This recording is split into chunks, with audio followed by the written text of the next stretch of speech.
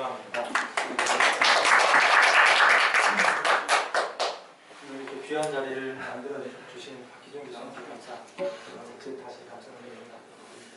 오늘 제가 말씀드리려는 것은 황제내경에서 듣기에 대해서 우리가 알고 있는 개념하고 다른 이야기를 하고 있기 때문에 이걸 소개하려고 합니다. 우리가 교과서로 배운, 제가 학교 다닐 때 배운 듣기라고 하는 것은 이거였습니다. 환자가 침을 맞았을 때 여기에 특별한 감각이 있다. 흔히 산창중마라고 하는 시큰하고 붓는 듯하고 무지근하고 이런 감각이 있다 하는 것을 듣기로 배웠고요. 또 한편으로는 이제 시술자가 그 침을 돌릴 때 잘 안 돌아가는 느낌, 긴사비무전이라고 하는 그런 느낌을 아울러서 듣기라 한다라고 배웠습니다. 그리고 이제 기타 예전에 나온 교과서적인 심리학 책들을 보면은 어떤 책은 이제 순경감전이라고 해서 경락을 따라서 이렇게 감각이 이동하는 그 현상을 듣기라고 설명한 책도 있었던 것으로 기억을 합니다. 어쨌든 기본적으로 이것을 우리가 듣기라고 하는데, 문제는 황제내경에서는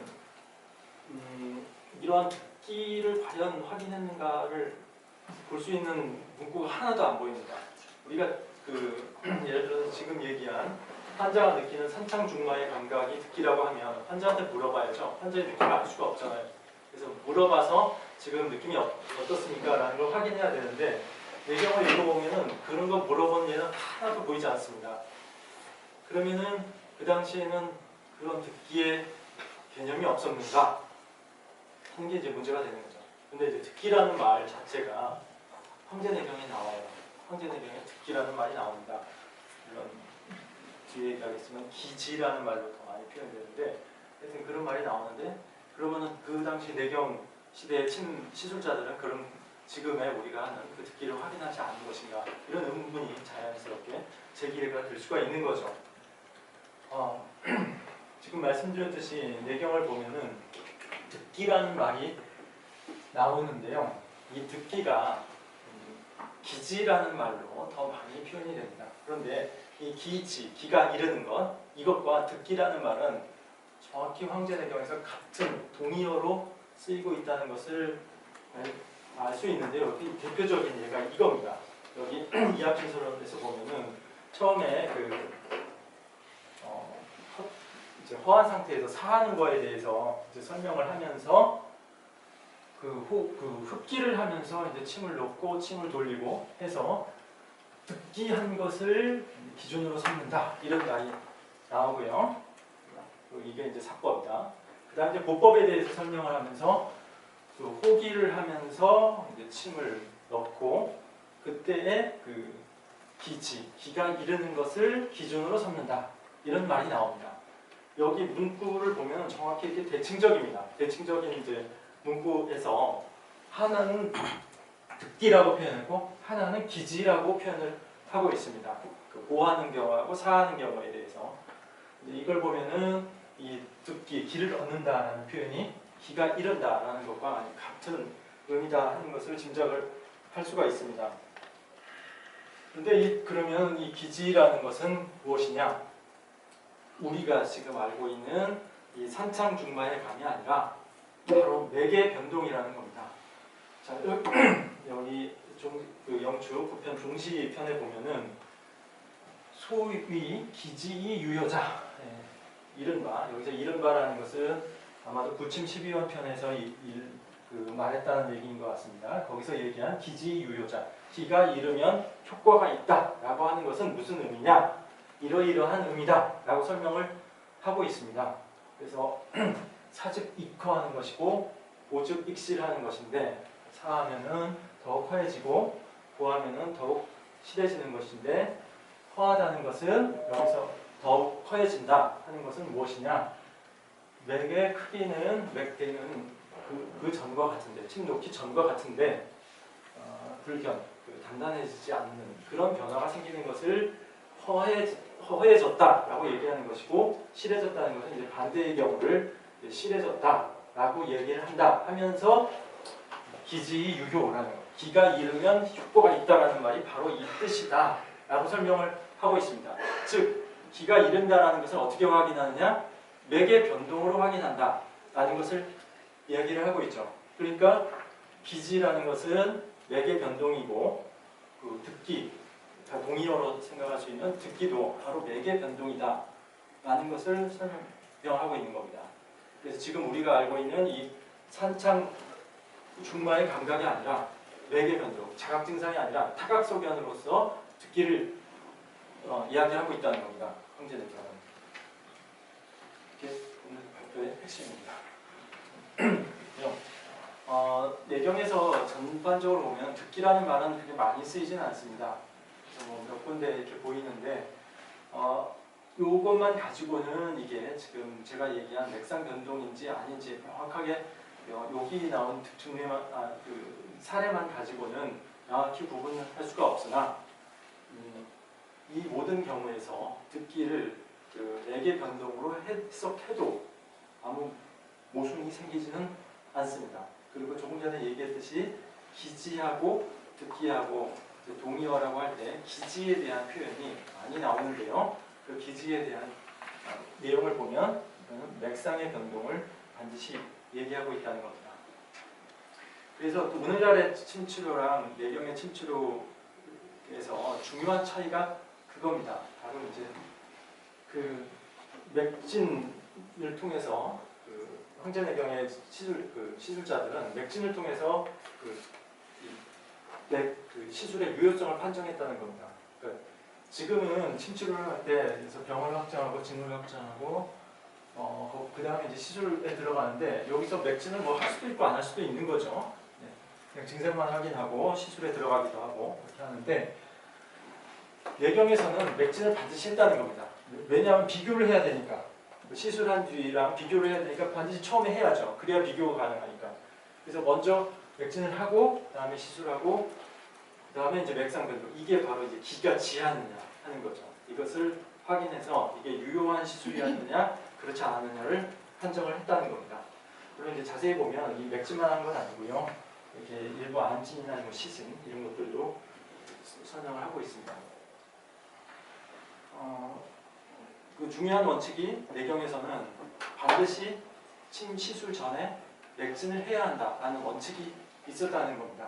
그래서 여기 범장용침 모든 침을 쓰려고 하는 경우에 필선진맥 반드시 맥을 짚어봐야 한다. 맥을 진단을 해야 된다. 라고 설명을 하고 있죠. 구침12형. 그리고 뭐 침을 쓰는 사람은 반드시 그 경락의 허실을 살펴서 이렇게 해야 된다라는 설명을 하고 있습니다.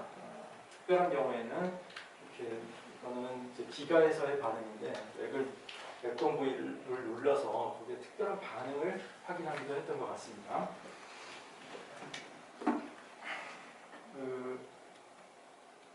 영추 사계편에 보면은요, 여기 침자 전후에 확인해야 될 것이 무엇이 있느냐 하는 것을 맥진 외에도 몇 가지 이제 더 들고 있는데요.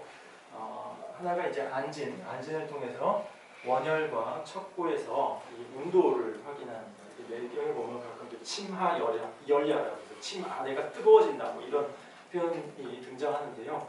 그 침 놓고 그 자리를 이렇게 만져봤던 것 같습니다. 그래서 그 온도의 변화까지 봤던 것 같습니다. 그런 안진을 하도록 설명하고 있고요. 그 밖에 이제 망진 내용도 있습니다. 지금은 사용하지 않고 있는 건데 그 눈에 복막에 그 혈관의 변화를 이렇게 보는 진단법이 내경에 나오는데 지금은 계승되고 있지 않지만 이때는 침과 관련해서도 그것을 하도록 요청하고 있었던 것 같습니다. 그러면 맥의 변화에 있어서 그럼 제대로 된 침시술을 했을 때 맥은 어떻게 변화해야 되느냐 라는 것을 좀 내경에서 정리를 해보면요. 일단 맥이 허했으면 침 놓기 전에 허했으면 실해져야 되고요. 실했으면 허해져야 됩니다. 이것은 굉장히 이제 기본적인 원칙인데요. 이게 허하고 실하다라는 게 지금의 허맥 실맥을 말하는 것이냐 이건 좀 생각은 해봐야 됩니다. 대체로 지금의 허맥 실맥하고 크게 다르지는 않은 개념인 것 같습니다. 예를 들어서 불견 이런 식으로 설명하기도 합니다. 근데 일부는 예소의 개념도 포함되어 있었으리라 생각되는 부분도 있습니다. 그 다음에 활삽을 확인하도록 되어 있습니다. 근데 이게 처음에 활했을 때 삽하게 되고 삽할 때는 활하게 바뀌고 이것이 정상적인 반응이라고 생각을 한 건지, 아니면은 평맥이었다가 활맥으로 바뀌어야 된다, 평맥이었다가 산맥으로 바뀌어야 된다, 이런 생각을 한 건지, 아니면은 활은 정상적인 거고 삽은 정상적인 게 아니라서 평맥이었다가 활맥으로 바뀌는 것만 정상이다, 이것을 확인하라고 한 것은 잘 모르겠습니다. 그렇지만 일단은 활삽에 대해서 확인을 해야 된다라는 내용을 볼 수 있고요. 또 하나는 곡기가 이른다라는 반응입니다. 근데 이 곡기가 이른다라는 것이 과연 무엇이냐, 이것을 이제 호칭의 편에 보면은 서이화한, 완만하고 부드러운 그런 맥상으로 변화한 것을 곡기가 이른다라고 설명을 하고 있습니다. 이거는 대체로 보면은 맥박수가 이제 느려지는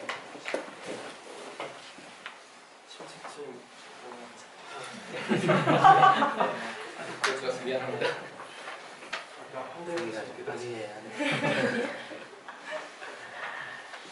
곡기가 이르는. 지금 실험을 통해서도 확인할 수가 있는데요. 침을 놓고 나서 맥박수의 변동을 보면은 많은 경우에 맥박이 느려집니다. 이제 조금 다른 반대로 맥박이 빨라지는 사람도 일부 있다고 들었는데요. 그런 느려지는 이제 반응이 나타나는데 아마도 그것을 확인한 것 같아요. 여기서는. 그건 지금도 실험으로 확인할 수 있는 그런 바입니다. 이런 반응이 나타나야 된다고 되어 있고요. 또 마운트에서부터 많이 보이는 게 기가 내려가는 그런 반응이 나타나야 된다 하는 설명이 이곳저곳에 많이 보입니다. 이거 굉장히 참 이게 그 원전 연구자들로 하여금 많은 흥미를 끌게 하는 그런 내용인데요. 기하라는 것이 과연 무엇이냐?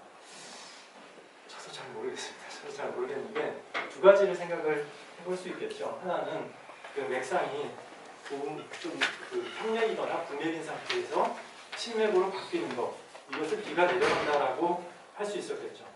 또 하나는 내경 당시에는 이제 맥진을 여러 군데에서 하는 많았었는데 그 경우에 맥이 이제 팔의 주관절에서 이 완관절 쪽으로 볼 때 이쪽을 아래로 보고 이쪽에서 변화가 나타난다라거나, 아니면은 상완동맥과 요골동맥을 비교했을 때 요골동맥 쪽에 어떤 두드러진 변화가 나타난다라든가, 아니면 발에서는 슬관절과 완관절 사이에 맥을 잡아가서 과관절, 발목관절 쪽에서 맥상에 변화가 나타난다, 이것을 기가 하한다라고 표현했을 가능성도 있습니다. 두 가지 중에 어느 쪽이 기하의 의미인지는 모르겠습니다. 그러나 이 기하의 반응은 마운트에서부터 내경에 이르기까지 계속해서 여러 차례 많이 나타납니다. 어쨌든 이러한 변동이 확인돼야 이것이 유효한 치술이다라는 설명을 하고 있습니다.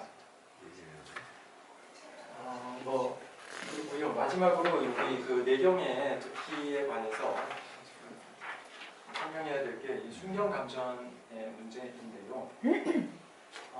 과거에 듣기에 대해서 설명한 교과서적인 책에 보면은 꼭 이 문장을 많이 들어서 설명을 했어요. 중기혈 침유함, 이 말이 많이 등장하는데요. 기혈에 집중하면, 기혈을 뚫고 들어가면 침이 항에서 유한다, 이런 말인데 이게 좀 비유적으로 쓴 말이라서 정확히 무엇을 말하는지 알기가 쉽지는 않은데요. 그대로 풀어보면 이거 저작거리죠. 거리에서 침이 놓인다, 이런 말입니다. 근데 이것을 흔히 설명하기를 이게 침에 의해서 유도된 어떤 느낌이 경맥을 따라서 이렇게 이동하는 것, 유영하듯 이동하는 것을 이 침유항이라고 보통 설명을 했습니다. 예전의 책에서는. 친구학책에서는. 그런데 이게 과연 그런 의미겠느냐? 라는 이제 문제 제기를 해볼 수가 있는 거죠. 황명선 교수도 이제 정확히 지적했듯이 그렇게 해석되려면 여기다가 침유항이라고 쓰지 말고 여기다 기자를 써서 기유항이라고 써야 된다라고 이제 말하는 황명선 교수 같은 경우 말하고 있는 거고요. 타당한 지적이라고 생각을 합니다. 그래서 이 문장을 정확히 보면은요. 찾아 여기 오장 장구에 대해서 이제 친자를 할 때에는 필중기열 반드시 기열 혈이죠. 혈위에다에 그 침을 찔러 넣어야 되는데 무중육절 육과 절레는 찔러 넣으면 안 됩니다라고 설명을 하고 있습니다. 육절이라는 것은 두 가지 의미가 가능할 것 같아요. 육의 근육의 마디 그러면 그냥 이 끝부분이 되겠죠. 그 텐던이 있는 부분. 아니면 육과 절로 나눠서 볼 수도 있을 것 같습니다. 육, 그 근육을 말하죠. 그리고 절은 이제 그 마디들이요.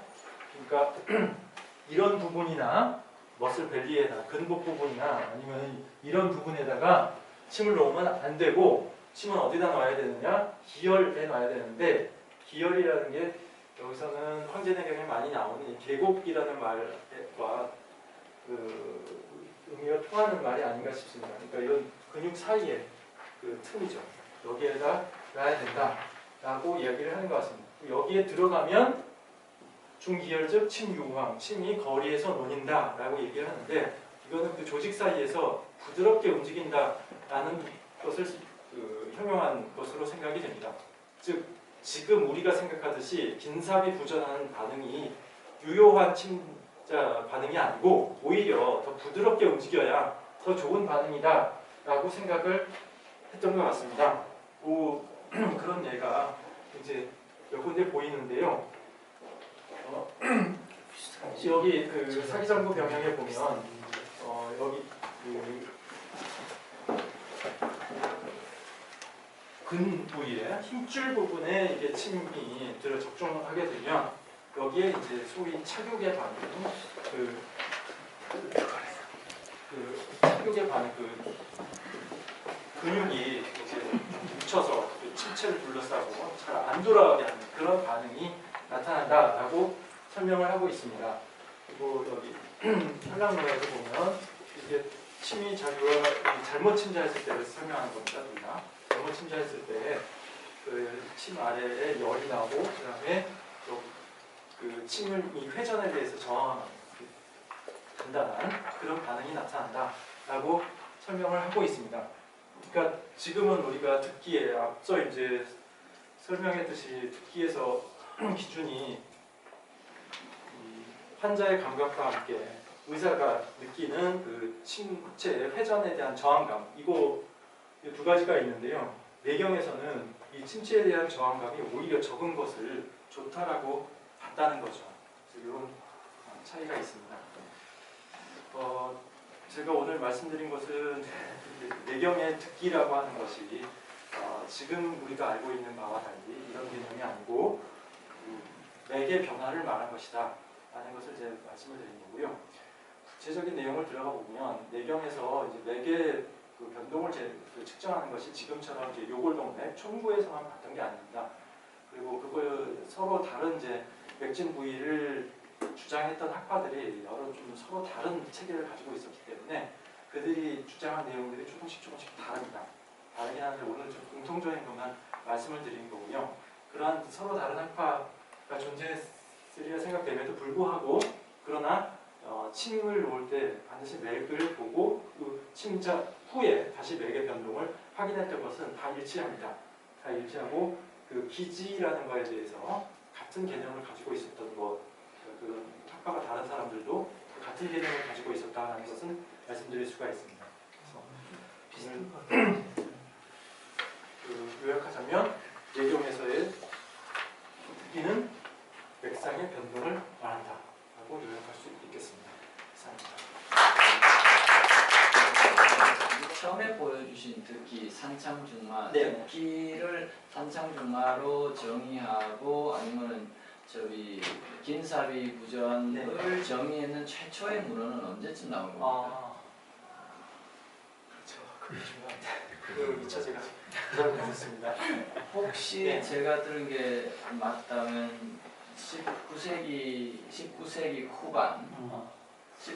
후반에 청나라 말기 무렵에 그 중국에서 나름대로 중국에서 나름대로 침이라는 것 내지는 침을 하는 것을 어떤 식으로든지 과학화 내지는 다른 사람한테 뭔가 보여야 되겠다라는 그런 걸로 할 때 전통적으로 중국에서 침 넣는 맥 보고 침 넣고 맥으로 확인하고 하던 그런 그 어떤 침 시술에서 뭔가 조금 달리 하려고 뭔가를 정의하려고 그런 시도에서 이렇게 바깥에서 보려고 하면서 듣기감이 나왔다라는 문헌을 제가 본 적이 그렇습니다. 있는데 혹시 더 정확하게 네, 제가 그게 그 친구 대성 이후에 저도 잠깐 있어서 찾아봤는데 지금 책 이름 생각이 안 나는데 친구 대성 이후에 청대 맞아요. 청대인데 아주 현대는 아니고 청대의 산창 중마라고 구체적으로 이렇게 나오진 않지만 산이랄지 창이랄지 이런 몇 가지에 대해서는 저런 그런 기술을 해놓은 게 있어요. 친구 뭔데 책 이름이 제가 나중에 그 찾아가지고 메모를 해놓은 게 있는데 그걸 있습니다. 저기 의석 하나 있어요. 청대. 그 초기에 환자의 감각을 얘기한 초기 문헌 저도 문헌 이름은 생각이 안 나는데요. 그 산창 준마라고 표현이 안 되어 있고요. 맞아요. 환자의 병정에 따라서 감각이 침을 맞아서 달라질 수 있다. 그러니까 허증이나 실증에 따라서 감각이 달라지는 것에 대한 기술이 있고요.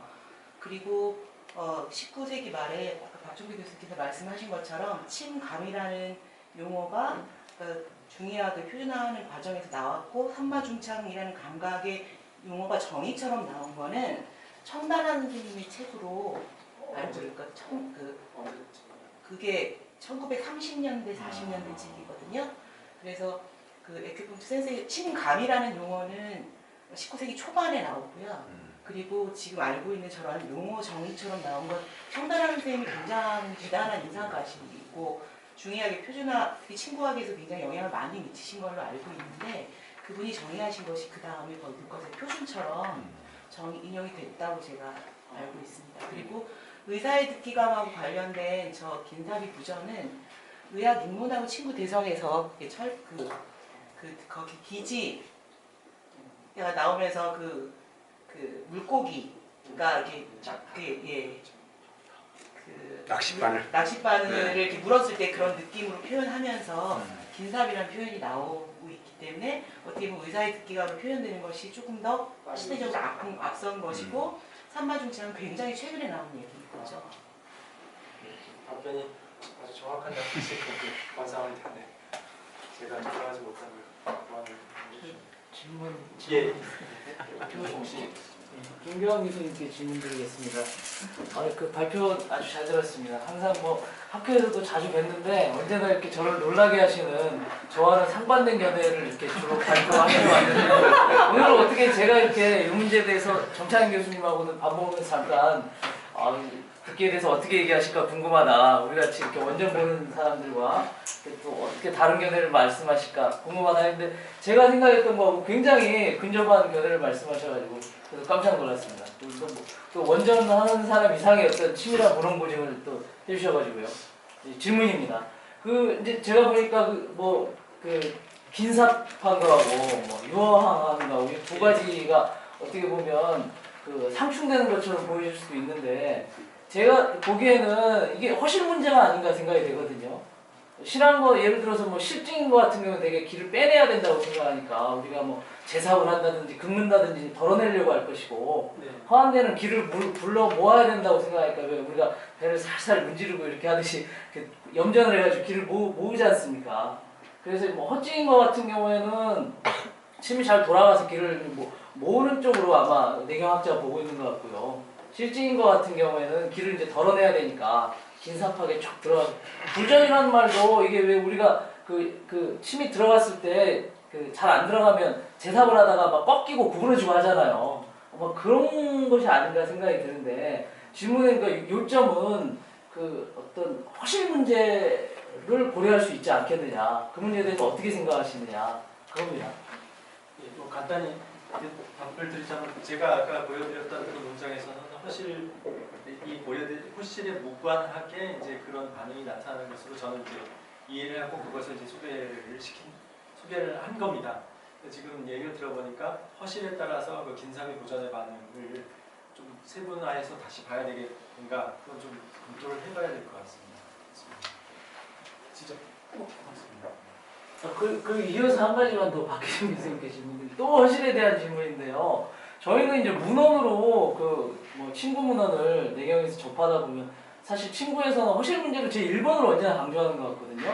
그 어떤 친구의 그 진단 이론을 확립시킨 남경 같은 데서도 그 허허실실한 의사를 맨날 욕하잖아요. 허한 데를 또 덜어내고 실한 데를 채워놓는 놈들이 사람 죽이는 나쁜 의사놈들이라고 맨날 욕하는데, 그런 걸 이제 보더라도 어떤 우리 한약의 관점에서는 기라는 게 순역의 양방향성이 있어서 이 오작동에 두 가지 전혀 다른 상반적인 메커니즘이 있다 이렇게 보고 실증과 허증을 엄격하게 구별하고 치료 방법도 엄격하게 구별을 하고 또 그런 치료 결과들을 평가하는 걸 보면 허허실실에서 본 것처럼 오히려 어떤 그 우리가 치료하겠다 하는 작용이 엄청난 부작용을 야기하는 그런 결과들까지 보고되고 있는 걸로 저는 이제 이론적으로 그렇게 이해를 해왔는데, 그 문헌 리뷰 해주신 거 보니까는요 거의 그런 분야의 어떤 허실을 고려한 연구들이 없다는 게 상당히 저한테는 제 문헌에서 충격적이고요. 그리고 그 질적인 걸 마지막에 팩터를 얘기하셨는데 버리지 않고 남겨둔 거 있지 않습니까? 거기에 보면 뭐 따뜻하다, 풀어진다 이런 다 허증인 것 같거든요.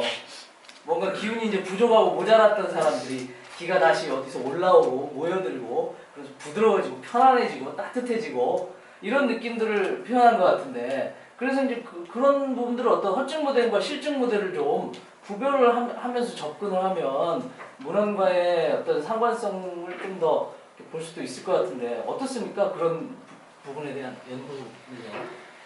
예. 굉장히 좋은 제안이신 것 같습니다. 예. 허실을 나누어가지고 아예 처음부터 예측하는 것을 연결한다고 하면 훨씬 더 의미가 있을 것 같고요. 그런데 그 허실을 나누지 못하는 것은 연구에서 변증이나 환자의 타입을 그걸 세분화해가지고 하기가 어려운 그런 문제라고 사실 일맥상통한다고 생각하거든요. 그래서 그렇게 나누면 좋지만 그렇게 나누는 거에는 객관적인 또 기준이 필요하고, 허실을 나눌 때도 객관적으로 뭘 허라고 하는지 뭘 쉬라고 하는지 그거 정의가 되어 있지 않으면 그 다음 단계로 나가기가 어렵거든요. 그래서 그런 거는 너무 좋은 제안이셔서 같이 한번 해보자 이렇게. 한 가지만 그 문제가 어떤 그런 말씀하신 것과 같은 기술적인 어려움들이 그 본질적인 걸로 보시는지 아니면 좀 더 큰 어려움이 있을 걸로 보시는지. 만약에 기술적인 어려움들이라면 그걸 제거하는 방향으로 우리가 노력을 해볼 수 있잖아요. 그렇지 않고 뭐 좀 더 이론적이라든지 근본적인 수준의 어떤 난점이 있다면 이 문제가 아마 그 계속 있는 채로 가게 될 가능성이 클 것 같은데요. 문헌과 그 이론 사이의 간극이요. 다른 것까지 제가 말씀드리긴 조금 어려울 것 같고 제 수준을 넘어서는 것 같고요. 일단 듣기 관점, 특히 이제 환자의 감각이라는 관점에서는 사실 환자의 감각이 제일 먼저 나온 게 아까 말씀하신 것처럼 허실의 개념이 제일 먼저 나왔거든요. 그 허실에 따라서 감각이 달라지고 그것이 예측인자가 될 수 있는지 없는지에 대한 부분까지 나가진 않았지만 그 부분이 중요하다고 맨 처음에 나와 있는 첫 문헌이기 때문에 어떻게 보면 지금 설문지가 허실부터 출발한다고 하는 거는 저는 원래 의미를 따라가는 데 있어서 굉장히 중요한 말씀이라고 생각하거든요. 그래서 어려움은 실제로 해보면 무수히 많겠지만 일단은 어떻게 할지는 고민을 해보고 한 발짝을 뛰면 더 구체화되지 않을까 생각을 하고 굉장히 좋은 제안이시라고 생각을 합니다. 답변 감사합니다. 오늘 이 자리가 모든 답을 다 찾기보다는 이야기하고 생각해보고 앞으로 숙제를 찾아가자는 자리니까 답을 만족스러운 답을 발표자들이 드리지 못했다고 하더라도 여전히 의미가 있다고 생각합니다.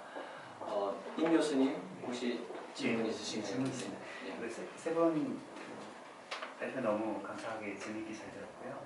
각각 한 가지씩 좀 질문 겸 코멘트 겸 했습니다. 첫 번째 김경환 교수님 말씀하실 때 아까 침요함이 그 듣기의 친밀감을 부정하는 근거가 될 수 있다는 취지에서 말씀해 주신 걸로 이해를 했는데, 그거보다는 기존에 제가 이해하고 있기로는 침요함은 자침 시에는 긴장이나 통증이 없이 부드럽게 자침하는 것이 좋고 그 뜻으로 이해할 수 있고 자침 후에 예를 들어 허증의 경우에는 찡긴감을 유도하는 것이 치료에 도움이 되는 반응일 것이기 때문에 자침 후에 그 취기를 통해 듣기를 했을 때의 현상하고는 구별되는 자침 그러니까 피부를 통과해서 들어가는 그 당시에는 통증이 없이 부드럽게 들어가야 된다는 걸 이해하는 게 다 적절하지 않을지 그 부분에 대해 어떻게 생각하시는지 좀 드리고 싶어요. 그리고 박희준 교수님께는 그 마지막에 발표해 주신 그 듣기의 정의에 대해서 그 전에 박희준 교수님하고 같이 작업했던 원고에 치료적 친감이라고 아예 대놓고 이렇게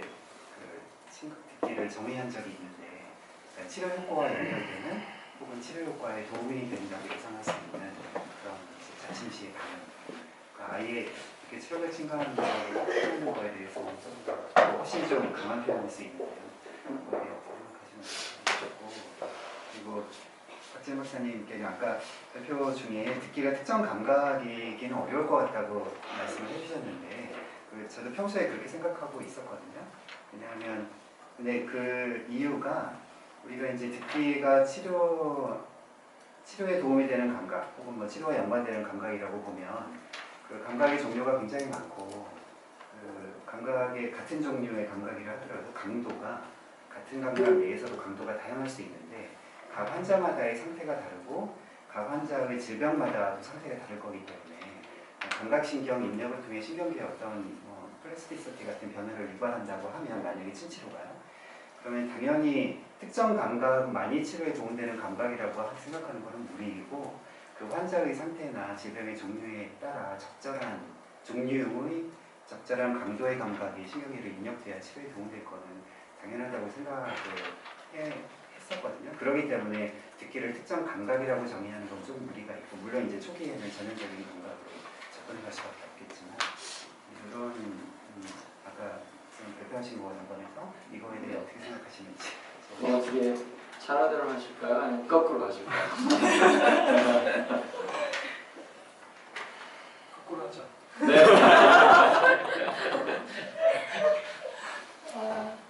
네, 특정 감각이라고 말씀하신 것처럼 그러니까 여러 가지 신경이 그대로 바뀌어야 된다는 것도 그렇고 아까 왜 훨씬 말씀하신 것처럼 듣기를 유발할 때도 관련 신경들이 환자마다 사람마다 다르게 나타날 수 있다고 생각하지만 일단은 가장 일반적인 경우조차 아직도 그게 밝혀져 있기 않기 때문에 일단 저희가 이제 전형적인 피험자를 가지고 원적인 침자고 했을 때 어떤 감각이 있는지부터 시작하는 것이고요. 좀 그게 근거가 쌓이고 확보가 되면 그 다음에 조금씩 발전해 나갈 수 있지 않을까라고 생각합니다.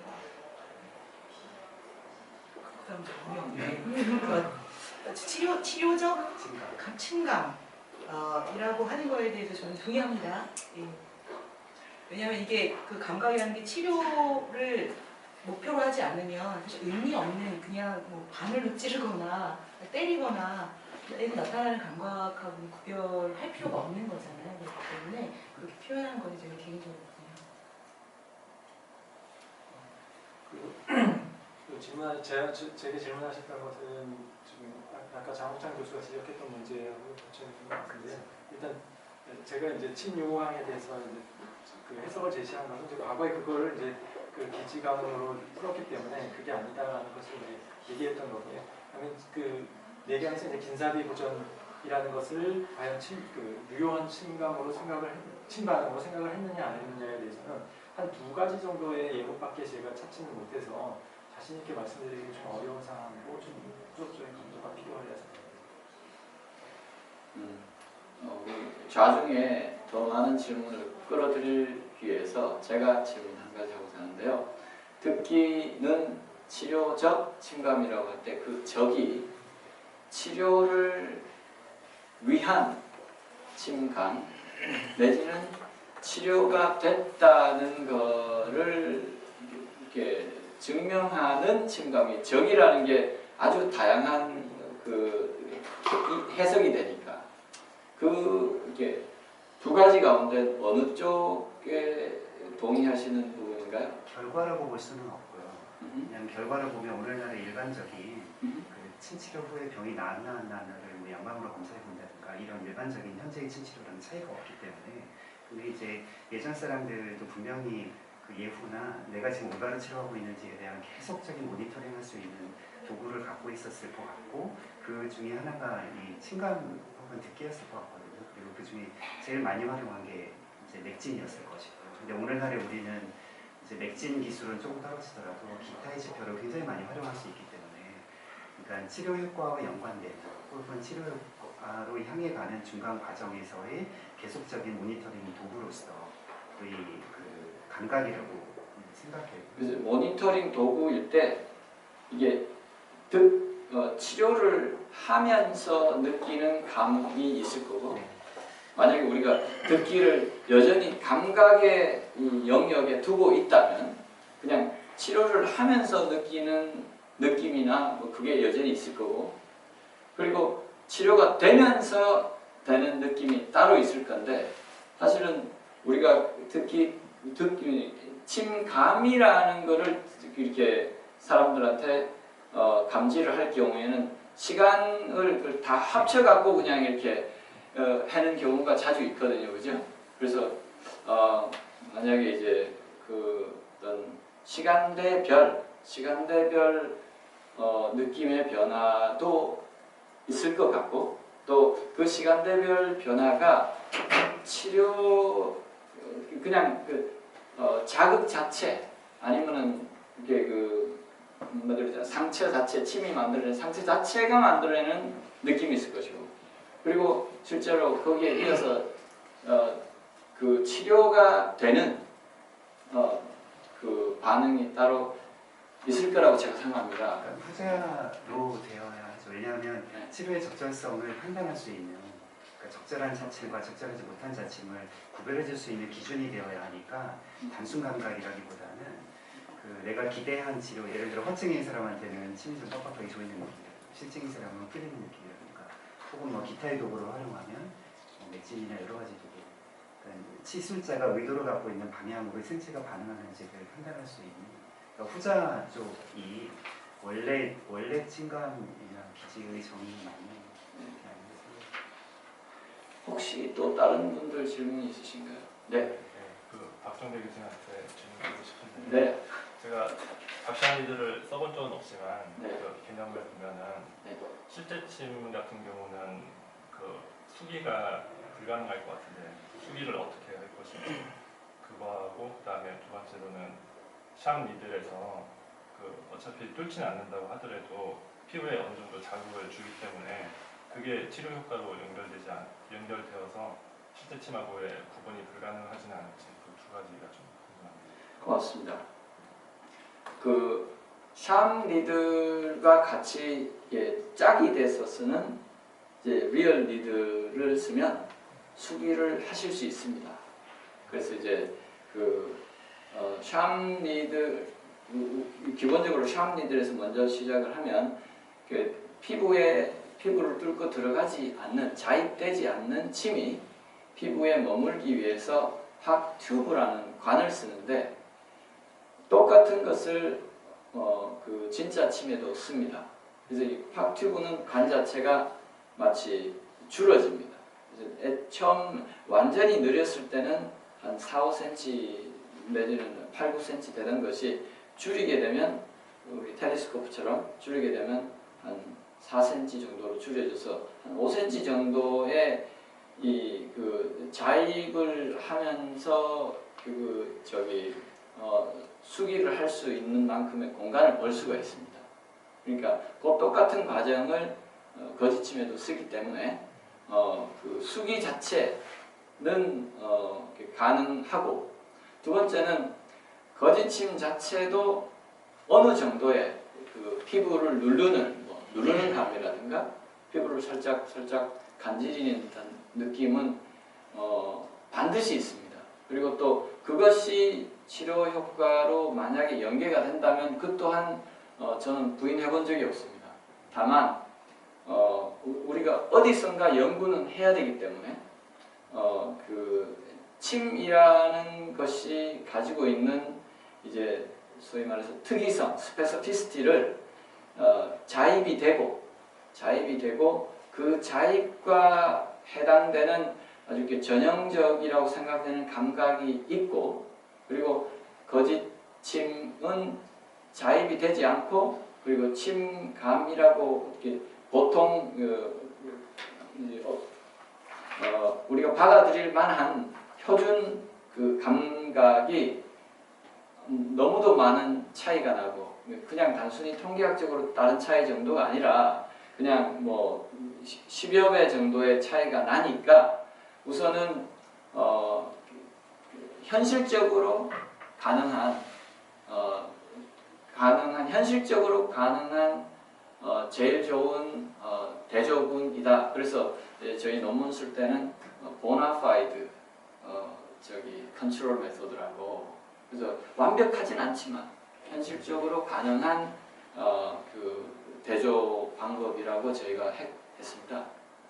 근데 뭐 많은 그 샴에 대해서는 또 다른 많은 뭐 이견이 있는데 혹시나 시간이 허락한다면 제가 우리 원전하시는 정 교수님 계시고 장 교수님 또 우리 김기영 교수님 다 있는데 혹시 듣기라는 것이 그것도 하나의 문자로 쓴 거고 그죠? 문자이니까 문장에는 주어가 있고 수어가 있잖아요. 그리고 또 수어 가운데 이게 동사가 자동사도 있고 타동사도 있을 수 있는데 혹시나 듣기 할 때 듣과 기지할 때 지가 하나는 타동사이고 듣 지는 혹시 자동사는 아닌지 맞아요. 네. 만약에 그렇다 그러면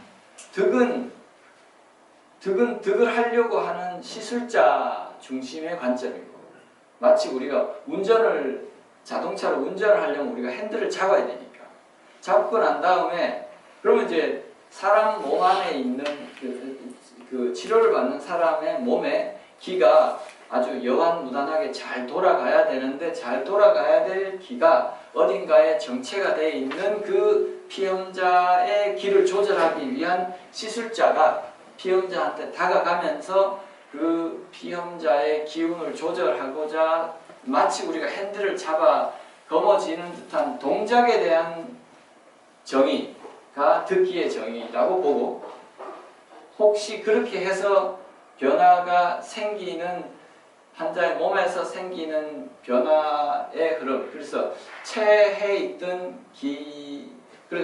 체에서 흘러가 있지 못한 기가 다시 다음에 와야 되는 기가 다시 제대로 된 기가 흘러가면서 다시 도착이 됨으로써 되는 자동사 그래서 기지가 어떻게 보면 치료의 결과로서 나타나는 유효한 이게 결과를 묘사하는 것으로 보고 그리고 듣기는 어떻게 보면 이제 동작이라든가 행위에 대한 정의 두 개의 다른 한마디로 이제 관점이 다른 정의를 단점이 다른 정의를 어떻게 보면 우리 그것은 단점이 다르다는 것을 봐야 되는 것에 대해서는 어떻게 생각하십니까? 이제 듣기에 대해서는 그 앞에 이제 조작에 대한 설명이 나오고 그 다음에 듣기를 얻었다라는 표현이 나오죠. 그 시술자의 적극적인 행동을 표현하는 부분이 아니고 그 앞에 나오죠. 조작. 그 다음에 듣기에 이렇게 표현이 되어 있죠. 기지라고 하는 건 상태를 얘기하는 거니까요. 그 기지는 보면 이제 사기가 이른다는 경우가 있고 곡기가 이른다고 표현을 하죠. 곡기가. 그래서 곡기는 아까 뭐래서 서의화라고 그랬나요?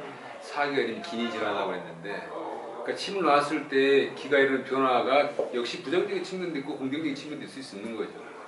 그런 게 기지라고 했을 때는 두 가지 측면이 다 가능할 것 같아요. 그러니까 부정적인 측면의 경우에는 그러니까 아까 허실 얘기는 기본적으로 허실 얘기하지 않을 수가 없어요. 그래서 어떤 형태로든지 변화가 올 수는 있죠. 침을 놓으면 반드시 맥의 변화가 옵니다. 맥의 변화가 오는데 이게 정상적으로 오냐, 긍정적인 방면으로 오느냐, 부정적인 방면으로 오느냐. 그러니까 오히려 부정적인 방면으로 오는 게 사기가 이른다고 표현을 한 거죠. 그런 경우는 이제 기니질하게 맥이 나타난다고 얘기하는 거고. 정상적인 어떤 반이 나타났을 때 이제 곡기가 이른다. 그러니까 뭐 3자법이 나오잖아요. 3번 자해가지고. 그래서 3자 했을 때 이제 곡기가 올라와서 정상 기가 정상 돌아간다라고 해서 이제 그 화기가 이른다라고 얘기하는데 그런 경우에 이 기지가 이제 우리가 실제 원하는 듣기가 되겠죠. 그래서 사실 그 듣기 개념도 어떻게 보면 동일하게 볼 수도 있고 그 듣기 개념 두 가지로 볼 수 있을 것 같아요. 그 넓은 의미의 듣기 개념과 좁은 의미의 듣기 개념이 있는 거죠. 그 넓은 의미의 듣기 개념 어떤 형태든지 기의 변화를 우리가 느끼는 것이 넓은 힘의 개념이고 그렇다면 그게 안에는 뭐 아까 허시실 얘기했듯이 부정적인 어떤 그 기회 반응 우리가 느끼는 거 이런 것조차도 포함할 수 있는 거죠. 근데 일반적으로 우리가 의학에서 얘기하는 기본적인 득기의 개념은 좁은 의미의 득기의 개념이 정말 긍정적인 그러니까 곡기가 이르렀을 때 그리고 우리가 맥으로 잡았을 때 아까 빵빵하던 것이 부드러워지고 그 다음에 힘이 없던 것이 빵빵해지고 이런 어떤 그런 정상적인 변화 이런 게 이제 우리가 그 실제 의학에서 얘기하는 김광석 얘기하셨겠지만 정상적인 그러니까 치료의 결과로서 정상적인 효과를 얻었던 그런 득기의 개념. 그래서 우리가 실제로 내경에서 얘기하는 게 득기의 개념은 좀 더 좁은 의미의 개념인 것 같아요. 기준을 좀 더 넓혀서 해석할 수 있을 것 같아요. 양방향 해석할 수 있는데 실제 득기의 개념은 좀 좁은 의미의 개념 우리가 봐야 되지 않겠느냐 연구를 할 때. 예. 저의 생각은 그렇습니다. 정 교수님 너무 고맙습니다. 사실 시간이 더 많이 있기를 간절히 바라지만 오늘 이 자리를 만들어 준 우리 박희준 교수님한테 너무너무 감사하고 제가 이 자리에 있을 수 있게 돼서 저는 너무 행복하고 또 부탁드리고 싶은 저는 이제 이틀 있다가 또 떠나겠지만 부탁드리고 싶은 부분은 나라 밖에 있으면서 이 한의를 연구하는 우리가 한의를 연구하고 또 한의를 공부하는 우리가 우리 소리를 이렇게 좀 자연스럽게 내고 좀 자연스럽게 얘기하고 또 그 얘기가 완벽하지 않더라도 우리의 현 주소, 현 사회에 우리 연구자 아니면 국제사회에 그 한의나 침이든 뭐 병혈이든에 관심 있는 사람들한테도 얘기할 수 있고 좀 이렇게 표현할 수 있고 그 사람들과 소통할 수 있는 뭔가를 어떤 학술적인 지적 생산물들을 우리가 좀 만들어 나가는 좀 부끄럽지 않은 게 좀